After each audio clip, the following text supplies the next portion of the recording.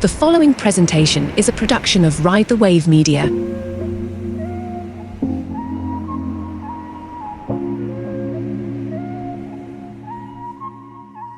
Hello, and welcome to the inner workings of the not-so-genius mind.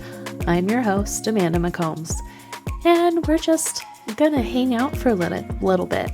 We're gonna dive deep into the ordinary mind, the not-so-genius one. That's me. Thank you for listening. I'm just gonna say hi and thank you already. This has been a really cool adventure to go on. Since the last episode, I actually quit my job. And the first thing that anybody says when I tell them that I've left my job, because I was a teacher, I guess I still am. I'm just not teaching right now because I have a master's degree in curriculum and instruction. So, I worked hard for that. And I don't think I'm done teaching. But anyway, I was at a work conference. It was a charter school conference. And I had signed up for it before I decided that I wasn't going to go back and teach, just because I really needed time to heal. And somebody approached me, and usually the first thing somebody says when I say that I'm not going back to teaching next school year, which is in a month, they'll ask if I'm okay. And no, I'm not okay. Honestly, I've been through a lot and I taught through it all. And I think we've kind of talked a little bit about some of the things that have happened, but my last episode where I was talking about the stalker, that's uncovered memories from years and years and years ago. That doesn't even include what I just went through this last school year, and the school year before that, where I had the shingles go through my face. Still can't feel it. Just had an MRI. I have no idea what's going on. Anyway, back to this work conference. I have this lady approach me, and she is so sweet. She's so nice. She comes over and she's like, I hear you're leaving the profession. And I was like, well, no, I don't know if I'm done. I really need time to focus on other things and I really need to heal. And she was like, oh, you're on a sabbatical. And I was like, what? A sabbatical is for fancy people and I'm not a fancy people. It's for professors and stuff. And then I thought about it and I was like, yeah, actually I am on a sabbatical. And I even looked it up here on Wikipedia. It's a rest or break from work, an extended period of time intentionally spent on something that's not your routine job. I'm also fostering kittens. So if you hear noises in the background, I have kitties running around all over the place. Sidebar, they're available for adoption at Caws, CAWS.com, I believe. You can see all their pictures. There's so many kitties available right now. It's ridiculous. But yes, they're running around. They were quiet and now they're wide awake. Anyway, so it's a rest or break from work, not doing your routine job. And here we am. But it goes back to Hebrew agriculture, in Israel, where you had, according to Leviticus 25, we're getting all specific here, Jews in the land of Israel must take a year-long break from working in the fields every 7 years. So you had to take a break.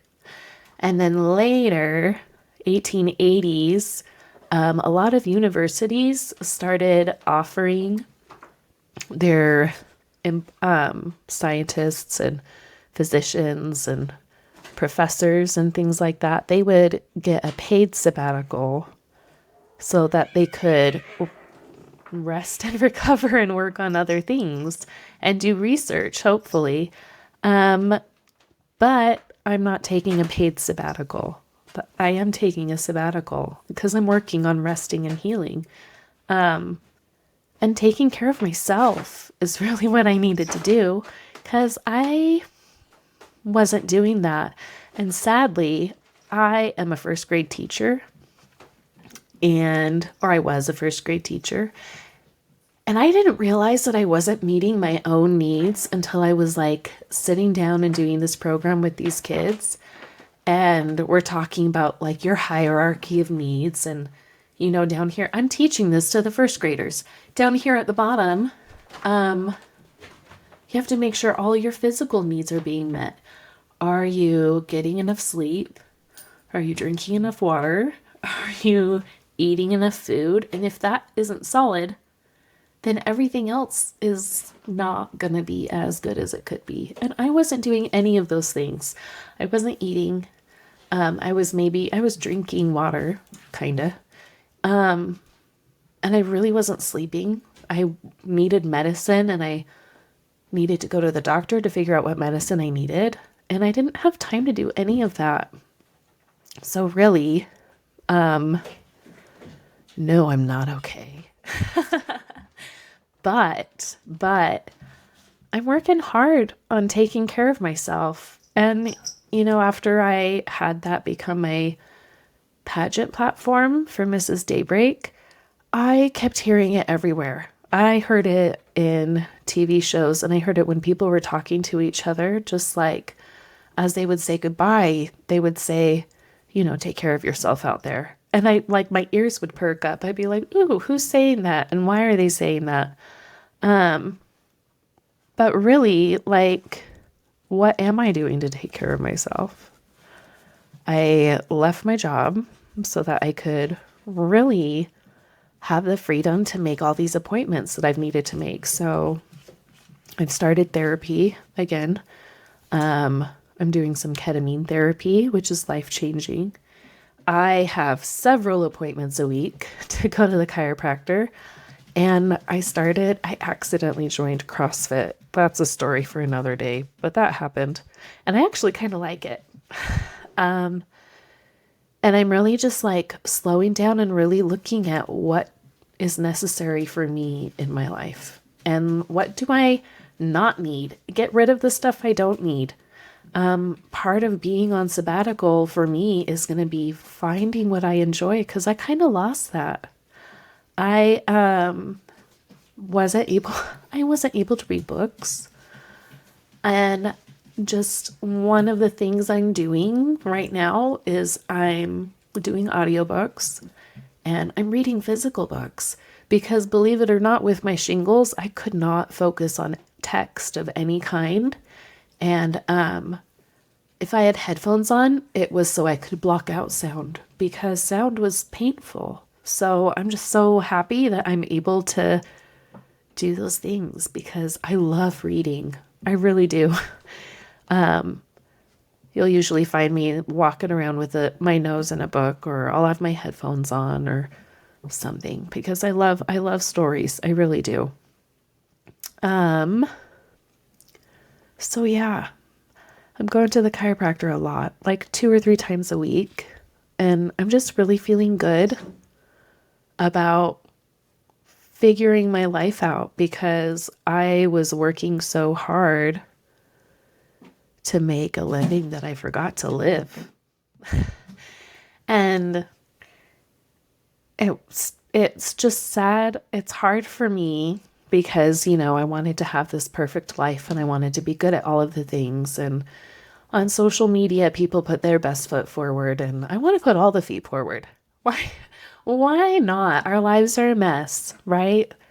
But I'm thankful that I have it, because for a while there, I didn't have anything. I felt like my whole world was taken away from me. Not being able to see or hear for a while was really, really difficult. But I have a lot of emotional things that I am trying to figure out, and I have to take care of myself. And you guys all have to take care of yourselves too. It doesn't have to be expensive. And it doesn't have to be big and extravagant. People think take care of yourself sometimes, and they're like, oh yeah, I'll go get a spa day. And that isn't necessarily, I'm talking about self-care. That's not necessarily what self-care has to be. What do you really need? You don't need a spa day. Maybe you need a body double to come help clean your house. Maybe you need to make that doctor's appointment to get on the medicine that you know is going to help you. Maybe you need to quit your job like I did. I'm not telling you to quit. Please don't. It was one of the hardest things that I had to do, really. I cried a lot afterwards because I love teaching so much. But really, I wasn't at my best self. And with how hard teaching is hard, you guys. And I know people are kind of ho-hum about it. But you have to make a lot of decisions all day long, and there's a lot of pressure. And if you're not at your best self and you're trying to do a job that's intense, like teaching can be sometimes, it's going to be really difficult. It's going to be a lot harder than it needs to be. And I think we need to give ourselves some slack because it takes some time to go back to normal. And our lives were not normal for quite some time. Anyway, so I'm reading really good books. These are the things I'm doing to take care of myself. I'm reading good books and I'm snuggling kitties. Who's that one? Hold on. Hi. Come here, Nova. Whoopsies. Camera shy. I'm taking care of animals because that makes me really happy. Like, just find the things that make you happy and do that. You don't have to go get a big, huge massage and spend a bunch of money. Like, self-care does not mean money. It can be therapy, which I needed really, really bad. And as a teacher, it's hard to have to make all those appointments and stuff. And on top of that, the light and sound sensitivity was awful. And I really needed some time to figure all that out. So I'm really thankful that I'm able to do that. Because like I'm acknowledging how lucky I am because I'm able to do that. And I'm able to do a podcast. How cool. And guess what, my friends and others, whoever you are, if you're not a friend, welcome, I guess. Don't be an enemy. I have a new podcast in the works that I think you're going to love. Sensitive. It's going to be sensitive topic, but I'm in the middle of figuring out how to talk to a group of women that are incredible survivors. And I think their stories need to be told. So stay tuned. There will be more information about that next time. Please like, subscribe, follow. I never thought those words would ever come out of my mouth. That was so weird. You can find me at Not So Genius on Instagram and some other social media platforms. I'm also on TikTok and Facebook. But in the meantime, I don't know. Stay tuned. This was kind of fun. We'll see where this goes. Bye.